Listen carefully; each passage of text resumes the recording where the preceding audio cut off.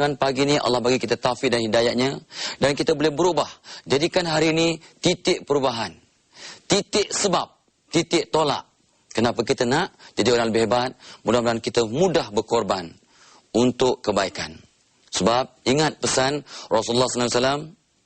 Orang yang sanggup berkorban untuk orang lain, Allah akan sentiasa menolong dia. Yang akan mencurah-curah bantuan akan datang kalau kita sanggup menolong orang lain, berkorban untuk tolong orang lain. Tapi sebenarnya pagi ini insya-Allah saya tak nak bercakap perkara-perkara asas yang telah dibentuk ataupun telah dibincangkan oleh penceramah-penceramah yang terdahulu, oleh ustaz-ustaz, oleh ulama-ulama tentang Hari Raya Korban, ya, sebab-sebab, punca-punca implikasi itu. Tak apalah. Hari ini saya nak sebut apakah konteks pengorbanan korban yang lebih luas, ya, dari konteks yang lebih luas agar kita dapat amalkan pengorbanan yang sewajarnya hari ini sebagai titik tolaknya. Baik. Pertamanya saya nak sebut tentang pengorbanan mak bapa untuk anak-anak dahulu. Agar mak bapa akan dapat keinsafan, yang terutamanya anak-anak akan lebih dapat keinsafan. Mak bapa, ibu bapa ni sentiasa berkorban untuk anak-anak. Terutamanya ibu, ya. Bila saya sebut ibu tu termasuk bapa lah, ya. Tapi mak ni memang lebih korbannya, ya. Mak bernyawa untuk melahirkan kita. Mak yang berkorban tenaga, masa, emosi, fizikal, mental semata-mata untuk membesarkan anak dalam suasana yang terbaik. Saya terkenang kata-kata hikmat, ya, dalam bentuk kata-kata seorang penyaja. Ibuku satu, pesannya beribu-ribu. Ibuku satu, pesannya beribu-ribu. Itu pun satu pengorbanan. Mak lah yang, ya, sanggup tidak popular. Kan mak selalu, apa mak ni bising aja, mak ni bising menyampal mak ni. Anak kadang menunjukkan kefedapannya, keferasatannya. Bahasa berat pagi-pagi raya ni, ya, kepada ibu yang sebenarnya banyak berkorban. Mak berkorban dengan, ya, memesan dan pesan dan pesan, tengok terbatuk-batuk ni, dan pesan dan pesan dan pesan, ya. Itu pengorbanan. Mak sanggup beri khidmat, mak sanggup berdoa siang malam untuk anak-anak, mak sanggup tanggung malu, ya. Berapa ramai mak yang ziarah ini ni di hari raya seperti ini, ya, Adil-Adha ni, tentu ada waktu menziarah, minta maaf, ya, kawan-kawan yang dipenjara. Tengok, lebih banyak ibu-ibu ke banyak mak bapak-bapak? Saya yakin lebih ramai ibu yang ziarah. Ya, saya pernah bercakap dengan seorang ibu. Makcik datang ziarah siapa? Anak saya. Anak makcik kenapa di penjara? Yalah, anak saya tu jahat sikit, ya. Dia tipu orang, dia pukul orang, ni ujung-ujung dia bunuh orang. Jahat dia. Tapi dia tetap anak saya. Saya tetap sayang kat dia. Saya tanya, ayahnya kat mana? Suami makcik? Dia diam, meleleh air mata. Dia kata, suami saya tu dah tak mengaku anak ni dah. Jadi bila saya dengar jawapan itu, meresap kat jiwa saya bahawa ibu sanggup buat apa saja kerana anak. Saya pernah jumpa seorang ibu yang sanggup belikan dadah untuk anaknya sebab tak tahan tengok anaknya menderita gian tu. Ya, dia punya simptom gian tu punya teruk, ya, meleleh-leleh, mengaung-aung, guling-guling, macam menggeletong-geletong, macam-macam lah. Saya pun tak tahu sebab saya tak ada pengalaman. Tapi mak ni sanggup beli dadah. Ni pengorbanan mak. Jadi kalau pagi raya macam ini, anak-anak tak sanggup berkorban, ya, kok datang ziarah, telefon, ya, sekarang SMS kat mak awak. SMS, ya, 2-3 round dengan kawan, bukan main sampai ada pertandingan mengantar SMS. Kalau mak bapak kenapa tak ber-SMS anda begini? Ini contoh-contoh, ya, contoh-contoh, ya. Dan satu lagi perkara yang kita kena ingat, yalah, walaupun banyak pengorbanan mak bapak, tapi pagi-pagi ni saya nak pesan pada diri saya sebagai seorang ayah, pada mak bapak yang menonton pagi ni, tolonglah cek balik, ya, biarlah kita lakukan pengorbanan kita berlandaskan sunnah-sunnah Nabi. Jangan sekadar kita berkorban untuk anak-anak atau orang lain mengikut nafsu. Sebab takut ada yang mak bapak yang dia sangka dia berkorban untuk anak-anaknya, sebenarnya dia menempah neraka untuk dirinya, menempah neraka untuk anak-anaknya. Maksudnya Apa maksudnya? Mak bapak berkorban. Mak bapak ya kesian sangat, dia terlampau sayang ke anak-anak. Dia sangguplah berkorban untuk anaknya. Untuk benda yang salah.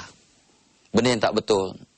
Ada yang mak bapak sanggup ya mengambil rasuah, ya, terlibat dengan riba sebab ya untuk membagikan anaknya. Ini berkorban nih. Mak bapak berkorban secara salah.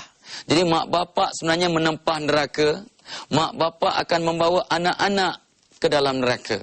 Sebab Nabi pesan, Allah berpesan, daging yang terbentuk daripada rezeki yang haram itu lebih aula neraka. Ya, masuk neraka ni. Neraka lebih aula untuk membakarnya. Itu dia. Ini contoh-contoh kita kena ingatkan.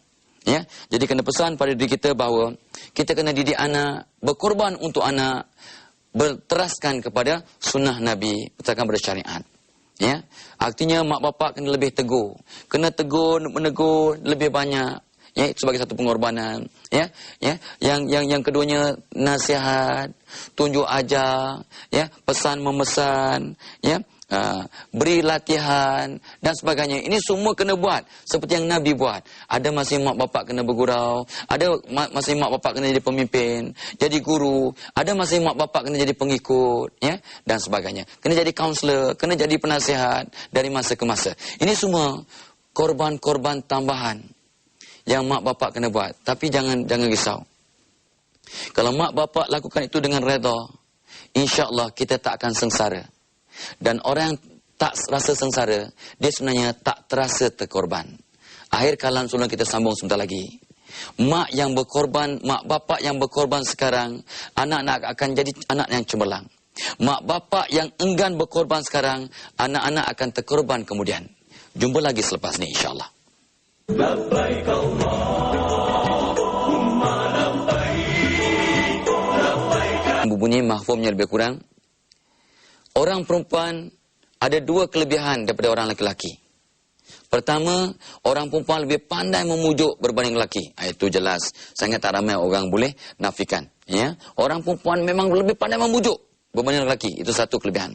Yang kedua, dalam konteks pinjam kita pagi ni, orang perempuan lebih hebat dalam berkorban untuk orang lain berbanding laki-laki. Dan di sini saya tidak boleh nafikan. Memanglah orang perempuan, isteri saya ataupun isteri tuan-tuan dan puan-puan tuan-tuan ya, memang korbannya tak akan dapat ditandingi oleh pengorbanan yang kita mampu lakukan. Ya. Saya biasa jumpa ya seorang isteri yang berkorban apa saja untuk suaminya, bergadai bergolok untuk suaminya. Ya, menanggung malu untuk suaminya. Ya, pendek kata, ya, sanggup membagikan satu buah pinggang untuk suaminya. Sekeping hatinya, bukan hati untuk hatinya cinta, tapi sebagian hatinya untuk suaminya. Apa saja. Ya, saya pernah biasa berjumpa, mengkaunsul, menasihati, ya, orang perempuan yang didera oleh suami, ditumbuk, diterajang, ditempeling, ya, pecah-pecah muka, patah-patah gigi, pecah dagu, ya, pecah kepala, berjahit-jahit, tapi masih sayang pada suaminya. Berapa banyak orang perempuan patut berkorban? Di sinilah kita kena lihat bahawa pengorbanan ada hadnya. Orang kena tahu had, orang kena tahu hak dan tanggungjawab. Ya, jadi janganlah kita berkorban membabi buta. Tapi seperti yang saya sebut tadi, kalau kita melakukan sesuatu itu dengan redha, dengan ikhlas, kita tak terasa kita berkorban, kita tak terasa kita sengsara. Orang yang tidak rasa sengsara, dia tak terasa dia berkorban. Cuma dia memberi khidmat ataupun sesuatu yang dia seronok, yang dia redha. Jadi jangan kata, saya dah banyak berkorban. No.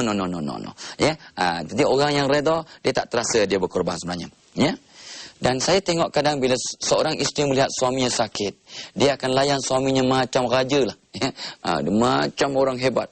Ya, dengan dia tuamnya, dia masakkannya. Ya. Saya tak tahu lah berapa orang suami akan buat yang benda yang sama bila isterinya sakit.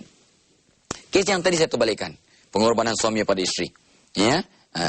Contohnya, ramai isteri yang masih dapat memaafkan suaminya bila kena pukul, kena tempeling, kena terajang, kena tumbuk, kena pijak, kena nista. Itu penderaan secara emosi. Nista, dikata, dikutuk. Perempuan, minta maaf ya, perempuan jalang, perempuan tak guna. Cuba terbalikkan. Kalaulah suami dipukul oleh isteri, kalau suami ditempeling oleh isteri, Kalaulah suami dipijak-pijak oleh isteri. Kalaulah suami dikutuk nista oleh isteri. Laki-laki tak guna, laki-laki binatang contohnya. Bagaimana tindakan suami? Saya tahu semua orang ada tanggungjawab. Saya tahu rijalul qawwamuna 'ala nisa, laki-laki itu Allah cipta untuk membimbing orang perempuan, saya tahu, tetapi bagaimanakah tanggungjawab kita, pengorbanan kita sebagai seorang suami? Ini kena kaji balik, ya. Kita kena rujuk balik. Ya, kena kaji dan rujuk. Saya nak sebut kujuk tadi, ya. Kaji dan rujuk balik, ya. Dalam mempamerkan kasih sayang ni, ya, orang perempuan memang lebih anggun. Memang lebih anggun dan memang lebih unggul. Ya, dalam mempamerkan pengorbanan, ya, memanglah orang perempuan lebih unggul. Jadi, cuma saya nak minta sebelum kita berhenti rehat sebentar, ya, apakah pengorbanan tambahan yang isteri dan suami patut buat? Satu, didik pasangan untuk sama-sama masuk syurga. Ada suami sanggup korban apa saja, tapi dia tak sanggup untuk didik isterinya, untuk ikut sunnah, untuk ikut ajaran agama, sampai isterinya takut masuk neraka, dan isteri akan bawa suami masuk neraka. Sebab banyak benda yang tidak Allah redha. So kita kena pesan-pesan untuk dapat redha Allah, mengimbangi kekurangan pasangan dan memberikan kasih sayang seperti dituntut oleh agama. Kita jumpa sebentar lagi. Alhamdulillah, ya, masih kita dapat bersama, dan tahniahlah kerana anda para penonton yang saya muliakan masih bersama. Mudah-mudahan Allah bagi kita taufik dan hidayat. Ingat, hari ini kita nak jadikan hari sebagai titik perubahan agar setiap pengorbanan yang kita lakukan Allah redha. Kita di awal segmen tadi kita bincang tentang pengorbanan ibu bapa. Kemudian sebut-sebut tentang pengorbanan suami isteri. Dan sekarang kita bincangkan di segmen terakhir ini, ya, tentang pengorbanan anak-anak kepada mak bapa untuk kata orang tu melitupi pengorbanan yang sewajarnya dalam rumah tangga lah, ya. Mak bapa, suami isteri, anak-anak.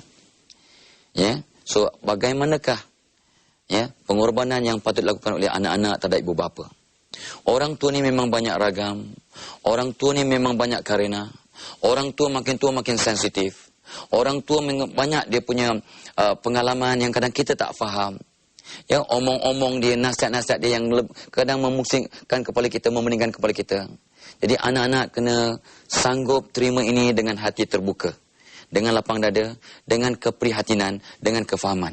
Kasih sayang yang kita ada akan dapat, kata orang tu, mengatasi semua masalah-masalah yang diterbitkan daripada karena orang. Ya. Jadi saya terkenang satu hadis Rasulullah SAW yang menyebut bahawa barang siapa yang tidak mendoakan mak bapaknya akan tertutup pintu rezeki. Jadi kita kena pesan pada diri kita. Saya pesan pada diri saya, yang masih ada pesan pada saudara-saudara yang ada mak bapa ataupun yang sudah tiada mak bapa. Ya, kena doakan mak bapa. Itu peranan pertama. Kok nak kata pengorbanan kecil lah. Kita doakan mak bapa kita setiap lepas sembahyang. Setiap waktu kita terkenang mak bapa kita. Nak tidur, dalam perjalanan, atas kapal terbang, atas lori balak, di mana-mana kita berada, teringat angkat tangan. Ya Allah, selamatkan mak bapak aku. Terima taubat mereka. Ya, jadikan mereka orang yang engkau redha. Masukkan mereka golongan orang yang dalam jannahmu. Contohnya lah. Every time, anytime. Satu, doa yang tidak putus-putus. Yes. Kena buat ni, saya pesan kat diri saya. Yang keduanya, buat baik. Buat baik, buat baik. Beri khidmat. Beri khidmat. Beri khidmat. Beri khidmat. Untuk anak yang jauh, ya, daripada mak bapak yang duduk, ya, berjauhan ataupun tidak duduk bersama, khidmat kita apa? Ya, telefon. Saya pesan kat diri saya ni, telefon mak bapak sekerat yang mungkin. Bila mak tu utamanya mendengar suara anak, terhibur hatinya, terubat sakitnya, terlerai risaunya. Ini pesan saya pada diri saya, pesan saya pada tuan-tuan dan perempuan. Sedikit pengorbanan. Jangan takut bil telefon naik. Ya? Apa lagi? Khidmat, hantarlah. Ya? Hantarlah setakat mana kita mampu. Ya? Kita nak bayar hutang kita pada mak bapa. Berapa orang antara anda yang menulis, ya, di atas meja ke, di atas dalam diary ke, di wall ke, di dinding, ya, hutang kereta. Mungkin kita tulis dalam kertas, dalam buku, dalam diary, dalam buku catatan. Hutang kereta RM600 sebulan. Hutang rumah, hutang scholarship, ya, pinjaman MARA ke Jabatan Kerajaan ke Petronas ke Shell ke mana-manalah yang kita ditaja dulu, ya. Hutang mak bapa. Pesan seorang ulama sufi pada saya, setitik susu ibu yang kita minum, kalau kita hidup 1000 tahun pun takkan terbalas jasanya. You nak jalan malam macam mana? Tiap-tiap hari you bagi RM100 pada mak untuk susu yang kita minum setitik dulu. Sampai 1000 tahun pun kita tak terbalas. Satu titik, berapa tong susu yang kita minum, susu mak kita. Ya, tolong ya. Tapi jangan ada yang kata lah buruk, saya tak minum susu mak, saya minum susu lembu. Ya, saya jangan, please. Maksudnya fahamlah. Jasa ibu tu tak ternilai. So kita balas jasanya. Saya nak minta mak, anak-anak semua ya, anak-anak saya pesan kat diri saya, tolong tulis dalam diary, tulis dalam catatan. Ini usaha aku untuk balas jasa mak aku RM200 sebulan, RM300 sebulan, RM400 sebulan, setakat kemampuan masing-masing. But put it there. Tapi tidak. Bila saya tanya ramai anak-anak, berapa banyak hutang you bayar pada mak bapak? Tengok ke lapang lah, kalau raya adalah 100-200. Kalau masa lapang-lapang tu ada lebih, saya bagilah kalau tak ada lebih. Hutang kita tak boleh elak lah. Kalau tidak kan kena tarik balik. Nah, nampak? Cuba kita usaha, fikir, ya, masukkan dalam benak kita, dalam hati kita, dan masukkan dalam doa kita. InsyaAllah kita akan dapat. Cuba, takkan terbalas jasa mak bapak. Cuba, ini pengorbanan kecil yang mak anak-anak boleh buat. Dan hari ini sebagai titik perubahan. Lagi, ya, kalau boleh, ya, rapatkan hubungan kita dengan sahabat-sahabat mak bapak. Ya, ini satu pesanan Nabi sallallahu alaihi wasallam, ya. Kita rapatkan hubungan kita dengan sahabat mak bapak. Jadi kena berkenalan sebelum mak bapak mati, kita berkenalan. Kalau mak bapak dah meninggal dunia, kita sambung persahabatan dengan kawan-kawan mak bapak kita, ya. Buat amal jariah untuk mak bapak. Kalau mak bapak masih hidup, apatah lagi telah meninggal dunia, kita sedekah kat masjid. Niatkan pagi ni sembahyang raya, masukkan RM10, RM100, whatever. Ya Allah, ini untuk diriku, keluargaku dan mak bapakku. InsyaAllah semua dapat. Ya, kita buat sedekah bagi kenduri atas nama mak bapak yang masih hidup atau sudah meninggal dunia. Ya, kalau mak bapak sudah meninggal dunia dan tak sempat menunaikan haji, kitalah lakukan haji badal dan sebagainya. Ya, dan elakkan menyakitkan hati mak bapak, elakkan naikkan suara pada mak bapak. Dan pesan saya yang terakhirlah, sebagai pengorbanan yang penting adalah, jadikan diri kita anak yang terbaik. Itulah pengorbanan yang terbaik untuk mak bapak. Jadikan kita anak yang terbaik. Anak yang soleh-solehah, yang tak tinggal sembahyang, yang buat baik, baca Quran tiap hari, buat manfaat pada masyarakat, buat manfaat pada agama, buat apa pun sebaik mungkin. InsyaAllah itulah pengorbanan yang terbaik untuk anak-anak kepada mak bapak. Selamat maju jaya. Selamat melakukan pengorbanan yang hakiki, yang Allah redha untuk diri kita, untuk mak bapak kita, untuk keluarga kita, untuk ummah semuanya. Selamat Hari Raya. Minta maaf, ampun dan maaf. Semoga kita sentiasa dirahmati Allah. Wabillahi taufiq wal hidayah. Wassalamualaikum warahmatullahi. Terima kasih. Labbaik Allahumma labbaik. Labbaik la syarika lak labbaik. Innal hamda wan ni'mata lak wal mulk.